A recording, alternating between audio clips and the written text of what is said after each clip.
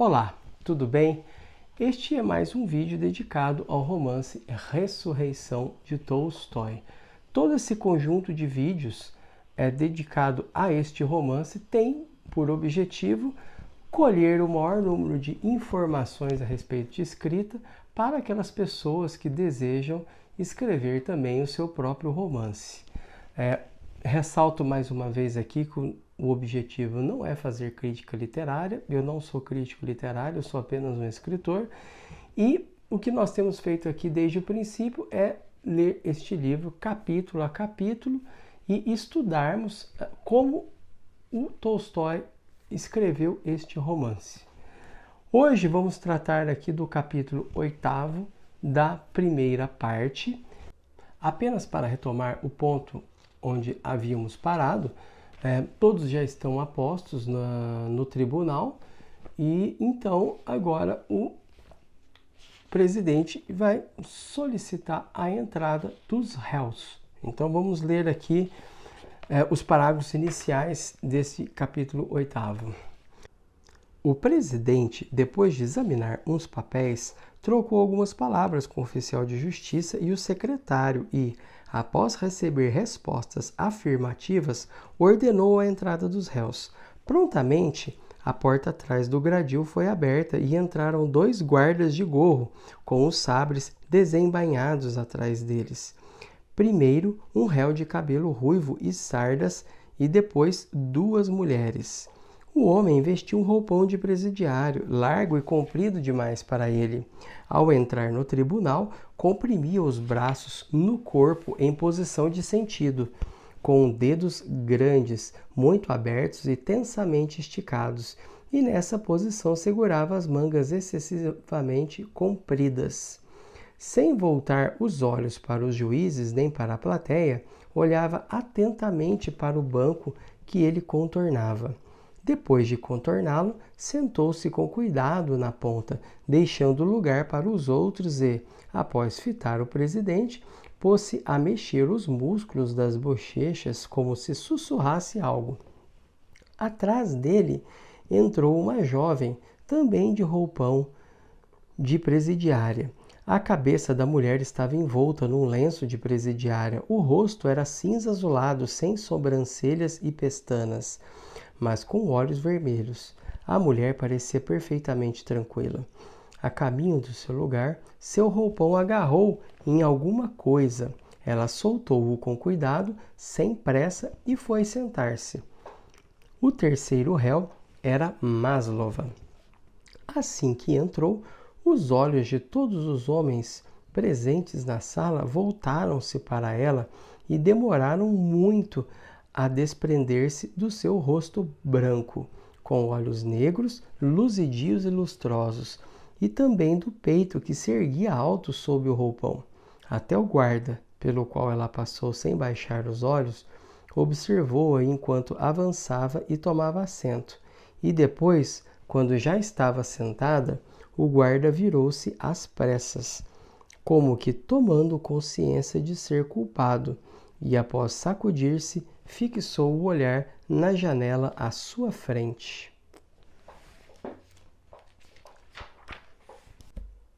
Primeiro ponto aqui, o que nós observamos, né?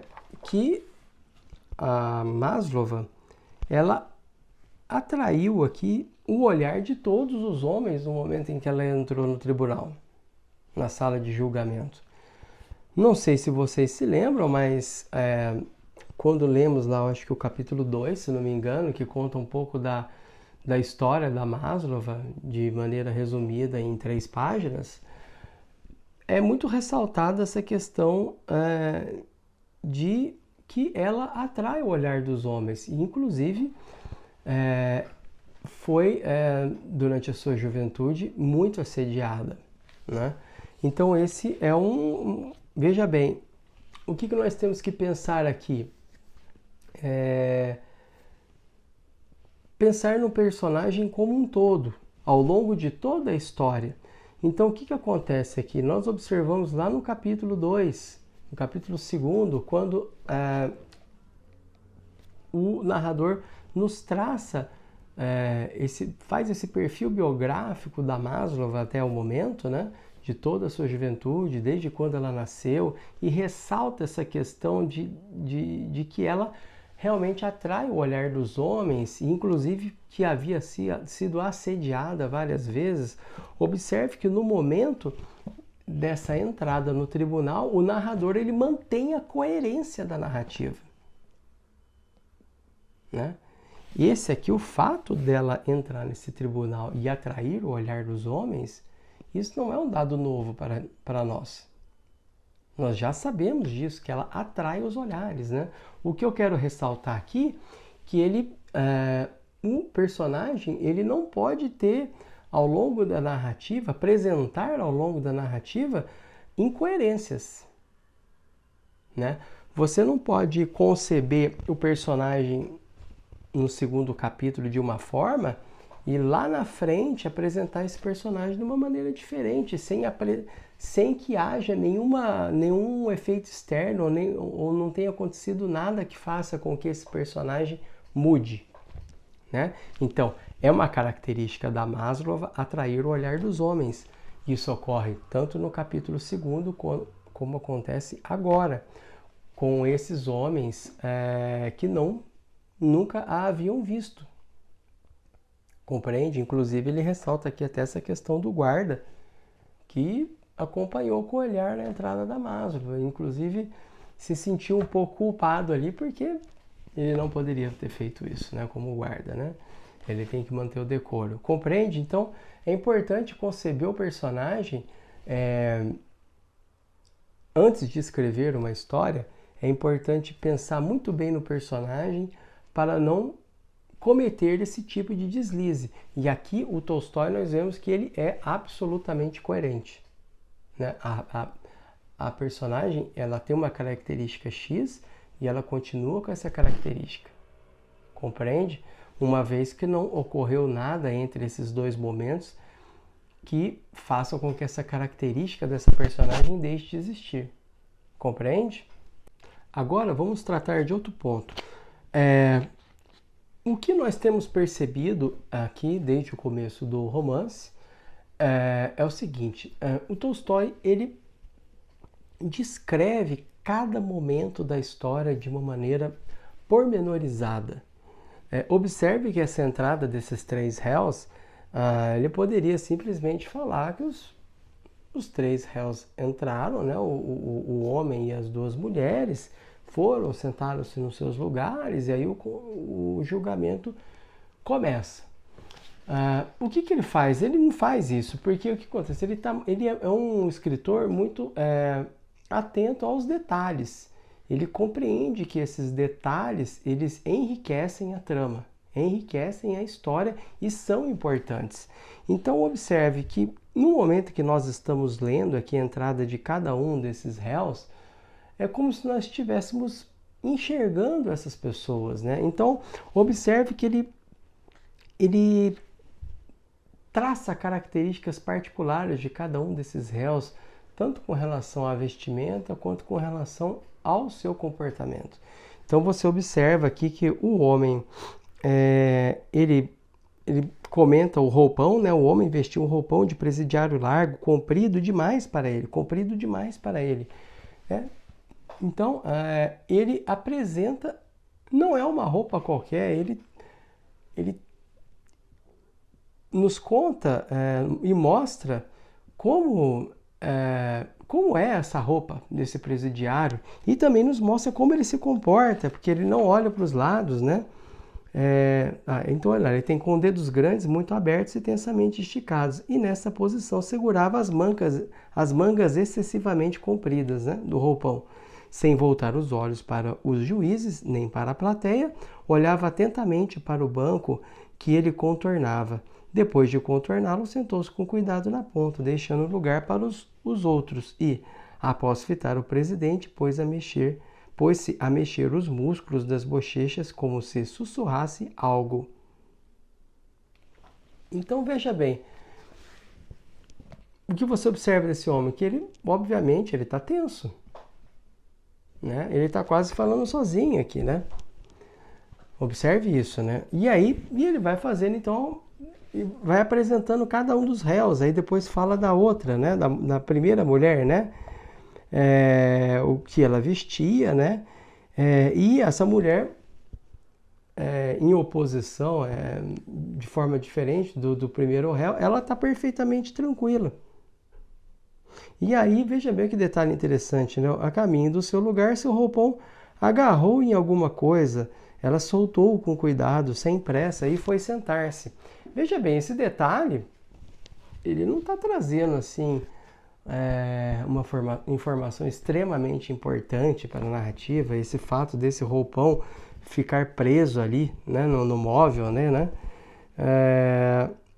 No móvel, alguma coisa, né, que ele fala, né? Ele nem fala no onde que esse roupão ficou preso, né? Em que?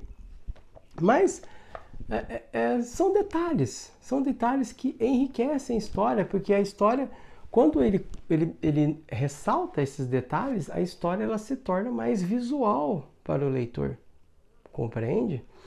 E aí entrou a Maslova, né? E aí ele descreve a Maslova, né? E ressalta esse detalhe de que ela realmente atrai o olhar dos homens, né? Então observe o que acontece. O Tolstói ele escreveu um livro extenso, né? Isso aqui não é uma novela, não é um romance de 200 páginas, é um livro extenso. E ele tem essa preocupação de passar um painel da sociedade da época. Todos os 3 grandes romances dele têm esse ponto importante, e ele procura então descrever cada passagem, cada cena do romance de uma maneira bem minuciosa, tanto no que tange ao comportamento dos personagens como ao local onde eles se encontram, né? Então, veja bem, um outro romancista, mesmo escrevendo um romance mais extenso, ele poderia simplesmente dizer aqui que os 3 réus sentaram-se nos seus lugares, e aí o julgamento começou. Mas não é assim que ele faz, né? Não é. Ele sabe da importância desses detalhes, e porque esses detalhes tornam a história mais próxima para o leitor. Por quê? Porque o leitor consegue enxergar melhor o que está acontecendo, certo? Bom, e aí o que acontece? Tem o início aí o procedimento habitual em qualquer julgamento, né? São verificados os jurados ausentes, né? E uma aplicação de multa contra eles, né? E os jurados são levados pelo sacerdote a prestar o juramento. Então, no tribunal, naquela época, existia esse sacerdote com essa função, né?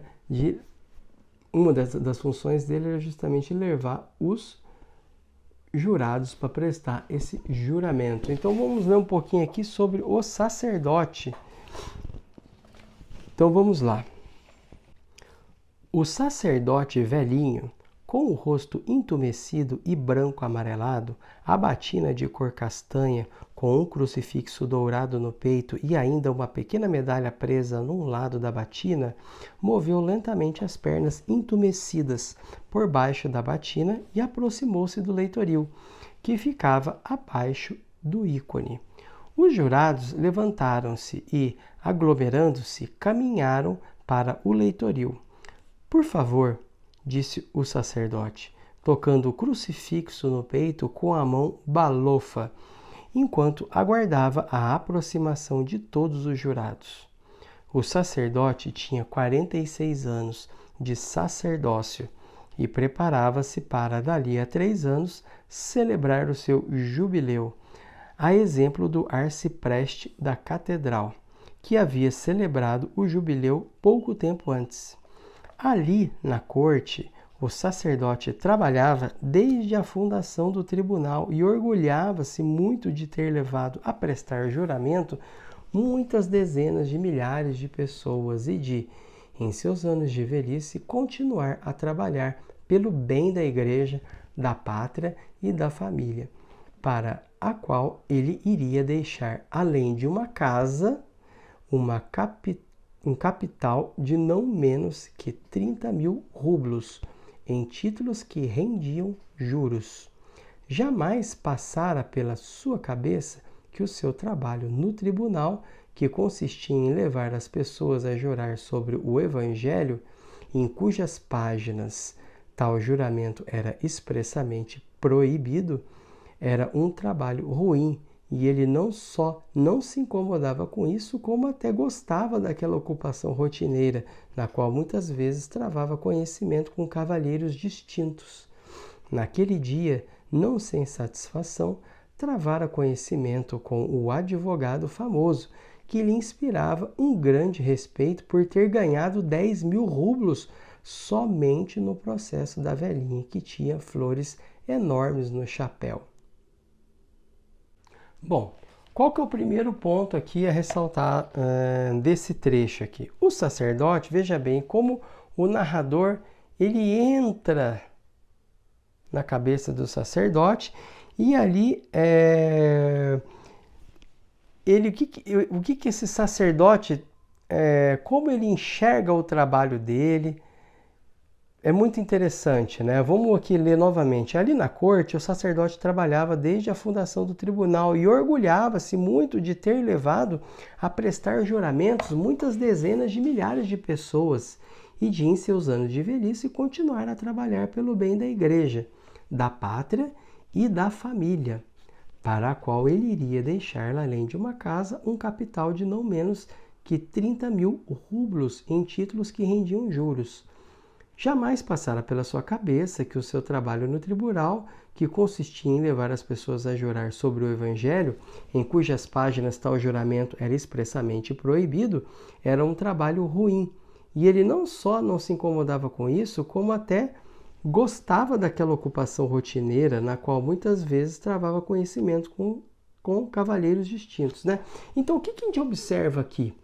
O que a gente pode observar aqui? Que esse personagem, esse sacerdote aqui, ele parece ser um cara assim, atraído por bens materiais, né?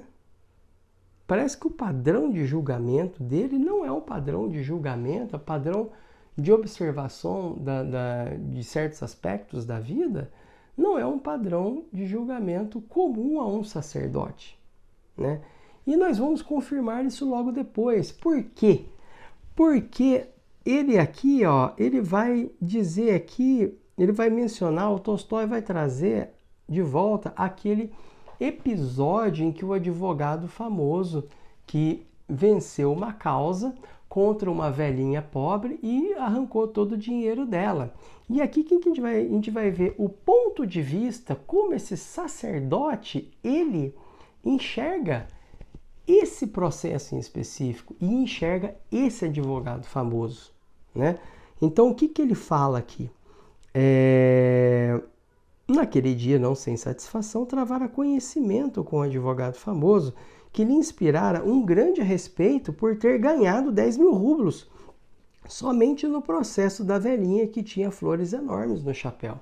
Então, lembrem-se bem que até os juízes desse processo, eles sabiam que no seu íntimo que não havia motivo para a velhinha perder aquele processo, mas tudo havia caminhado ali para que ela perdesse o processo. E obviamente os juízes não fizeram nada contra isso, né? A questão é que ela provavelmente o advogado dela talvez não tenha sido muito bom. Então o que acontece? Observe bem como o sacerdote analisa essa questão, né? Então assim, veja bem, essa questão, esse processo sobre o qual pesa dúvidas sobre se a justiça de fato foi feita nesse caso, o sacerdote, no entanto, ele admira esse advogado famoso, né? Principalmente por ele ter ganhado 10.000 rublos, somente no processo da velhinha que tinha flores enormes no chapéu. Ou seja, existe um processo onde há aí uma dúvida a respeito da justiça, se de fato essa justiça foi realmente feita, né? Há suspeitas aí de que até os juízes reconhecem que a velhinha não é culpada de nada, mas acabou perdendo o processo, e esse sacerdote ainda admira esse advogado famoso, por ele ter ganhado 10 mil rublos, né? Então veja bem, esse advogado, esse sacerdote, ele parece atraído por bens materiais assim em excesso. Não é algo normal num sacerdote, né? E além dele possuir esse padrão de julgamento das outras pessoas em virtude de questões materiais. Portanto, o que o narrador faz aqui? Ele nos leva a perguntar, após apresentar esse novo personagem que faz parte deste tribunal, se de fato a justiça será feita neste processo em que a Máslova será julgada com mais 2 réus. É isso que o narrador ele traz de novo essa dúvida para o leitor. Ele anteriormente apresentou os funcionários de alto escalão nos capítulos anteriores e agora apresenta esse novo personagem que tudo indica aqui que não é uma pessoa certa para trabalhar nesse local, principalmente por ser um sacerdote.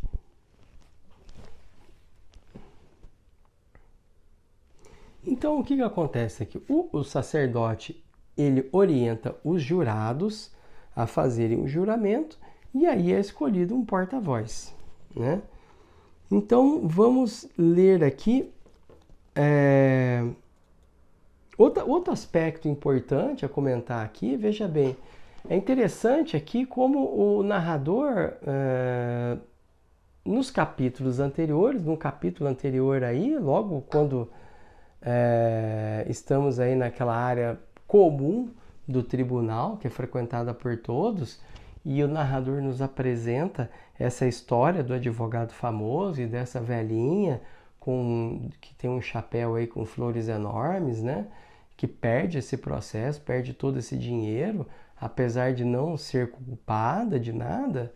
É interessante como o narrador traz esse episódio e depois ele retoma esse episódio aqui agora sob a ótica de um outro personagem. Então, veja bem, ele não apenas contou um episódio corriqueiro, um episódio que de fato ele é corriqueiro em relação à história principal, mas este episódio serve para nós conhecermos os personagens que fazem parte da história principal, como os altos funcionários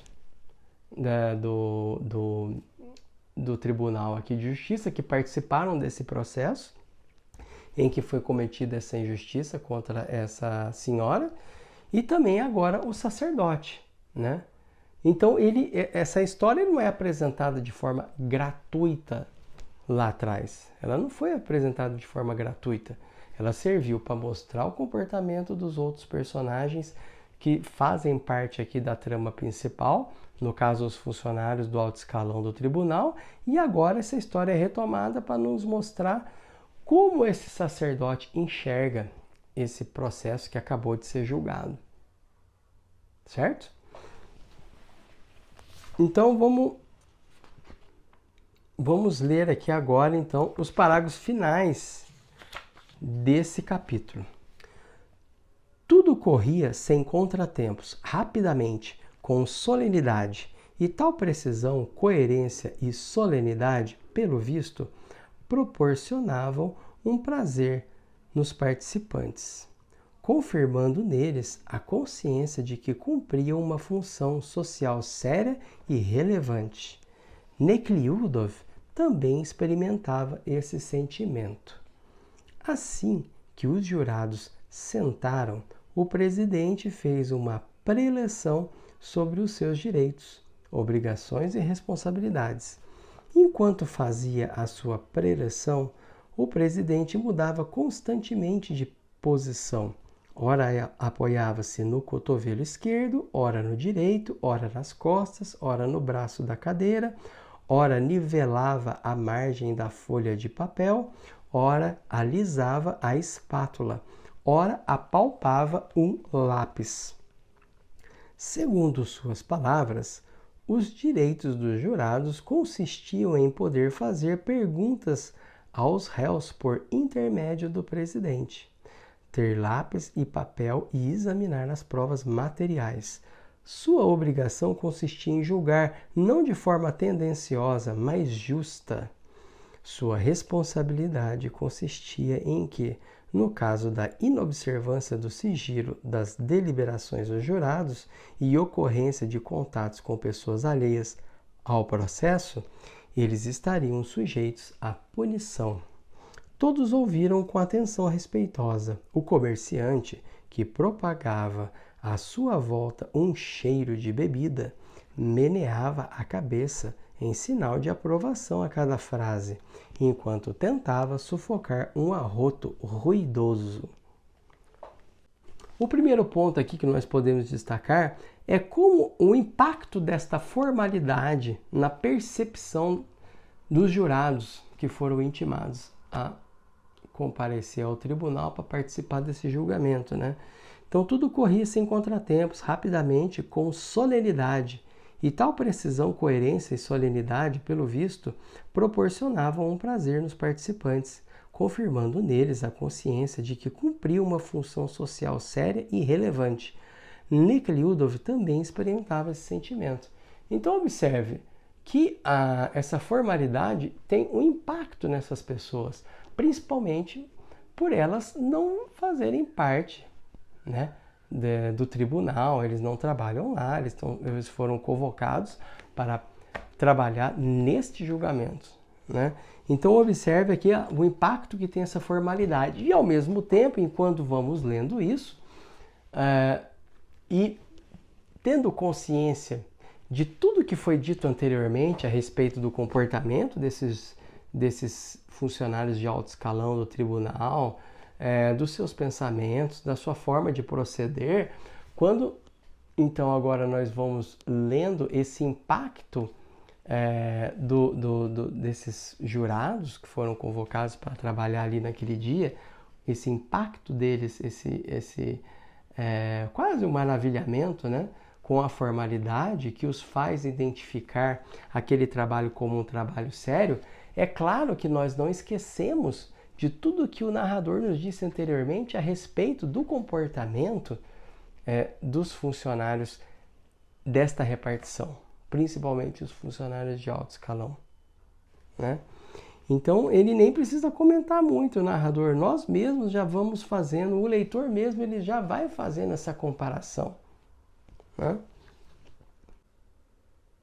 E é muito interessante aqui, né, esse segundo parágrafo aqui desse que nós lemos, né? Assim que os jurados sentaram, o presidente fez uma preleção sobre os seus direitos, obrigações e responsabilidades. Enquanto fazia sua preleção, o presidente mudava constantemente de posição. Ora apoiava-se no cotovelo esquerdo, ora no direito, ora nas costas, ora no braço da cadeira, ora nivelava a margem da folha de papel, ora alisava a espátula, ora apalpava um lápis. Ou seja, esse presidente ele faz isso muitas vezes. Isso aqui para ele é uma coisa rotineira e até cansativa. Então você vê aqui uma formalidade, né? A preleção sobre os seus direitos, obrigações e responsabilidades, né? Então você tem uma formalidade, ele tem que mencionar isso faz parte, né, da obrigação dele, mas você vê que ele está até meio incomodado com isso. O cara não consegue nem se portar para fazer, para transmitir aos jurados os seus direitos, obrigações e responsabilidades. Ele fica toda hora mudando de posição, você vê que o cara não está muito assim interessado naquilo, né? Ele não tem esse cuidado em se portar da maneira adequada enquanto está dizendo aos jurados quais são os seus direitos e responsabilidades e obrigações. E aí ele vai então listar quais são esses direitos dos jurados, as suas obrigações, né? E uma aqui interessante, que obviamente o leitor vai fazer aí um confronto com o que foi dito anteriormente, nos capítulos anteriores a respeito desses funcionários do alto escalão, a respeito desse julgamento daquela velhinha com um chapéu com flores enormes, né? Que contra quem acabou de ser cometida uma injustiça, né? O leitor vai fazer essas comparações, né? Então ele fala que sua obrigação consistia em julgar não de forma tendenciosa, mas justa. Sua responsabilidade consistia em que, no caso da inobservância do sigilo das deliberações dos jurados e ocorrência de contatos com pessoas alheias ao processo, eles estariam sujeitos à punição. Né? Todos ouviram com atenção respeitosa. Né? Então tem aquela formalidade por parte de quem está ouvindo. Né?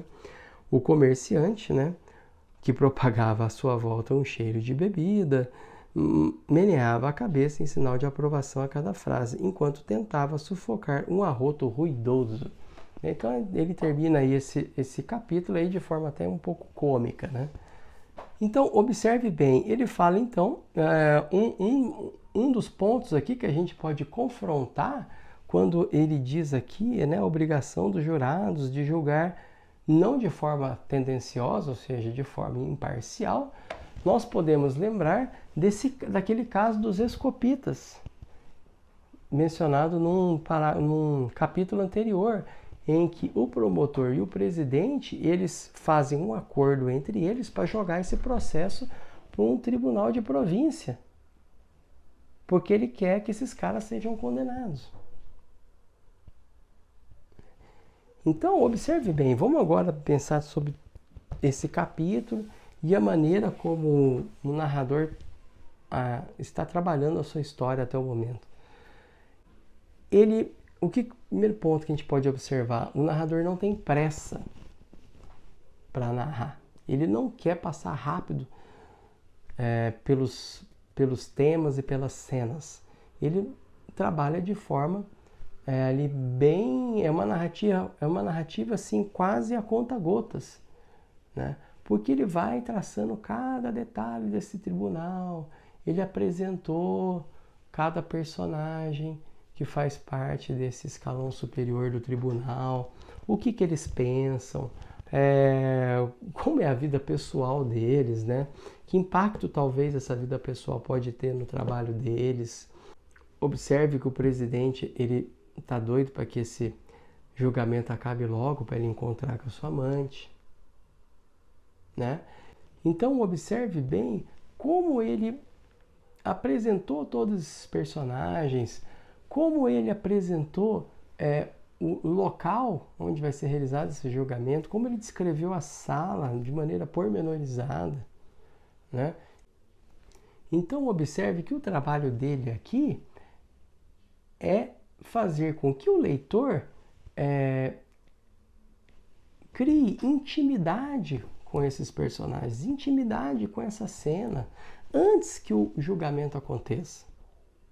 Observe que agora que o julgamento de fato vai começar, nós conhecemos todos os personagens importantes que se encontram naquela sala. Né?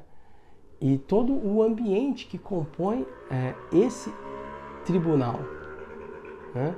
Então, veja bem, o narrador ele não tem pressa. Ele sabe que ele está escrevendo um livro extenso e ele procura nos apresentar cada detalhe que ele considera importante para essa história que ele está nos contando. Compreende?